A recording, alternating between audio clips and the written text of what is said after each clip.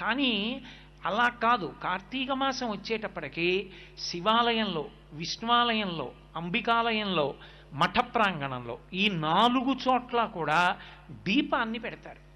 మీకు 12 నెలలు ఉన్నప్పటికీ కూడా 12 నెలలలో ఏ నెలలో పెట్టే దీపానికి కూడా ఆ నెలతో దీపం పేరు లేదు.